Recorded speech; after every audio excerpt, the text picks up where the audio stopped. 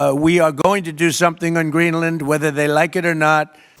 Donald Trump openly कह चुके हैं कि ग्रीनलैंड को अमेरिका का हिस्सा बनाना चाहते हैं, चाहे मिलिट्री पावर हो या इकोनॉमिक प्रेशर। लेकिन ग्रीनलैंड ही क्यों? चलिए रीजंस देखते हैं।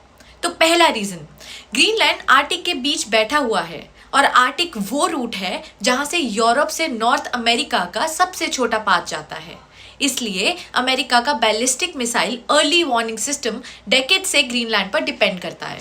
वर्ल्ड वॉर 2 से लेके आज तक यूएस यहाँ मिलिट्री बेसिस और रडार स्टेशंस मेंटेन करता आ रहा है।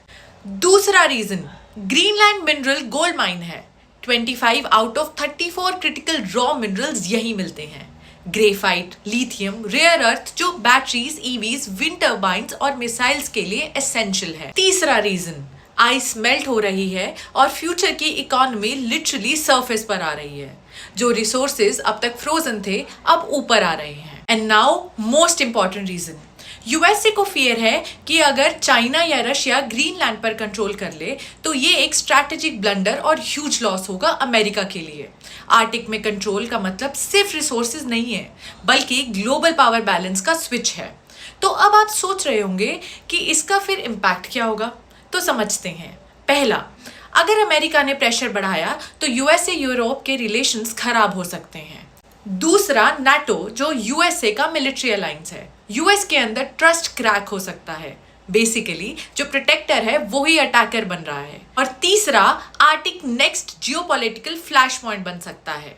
रशिया और चाइना ऑलरेडी आर्टिक में एक्टिव है, इसलिए ये सिर्फ आइलैंड का इशू नहीं है। अब यहाँ इंडिया का एंगल भी आता है। रेयर अर्थ्स और क्रिटिकल मिनरल्स पर कंट्रोल फ्यूचर सप्लाई चेन्स और टेक्नोलॉजी कंट्रोल करता है। जो सप्लाई को कंट्रोल करता है वो पावर कंट्रोल भी करता है, और इंडिया भी इसी रेस का हिस्सा है। इसलिए आज की लड़ाई जमीन के लिए नहीं होती, रादर रिसोर्सेज, रूट्स और रेलिवेंस के लिए होती है। ग्रीनलैंड सिर्फ बर्फ नहीं, ये फ्यूचर जियोपॉलिटिक्स का प्रेशर पॉइंट है। कमेंट करके अपनी राय जरूर बताइएगा।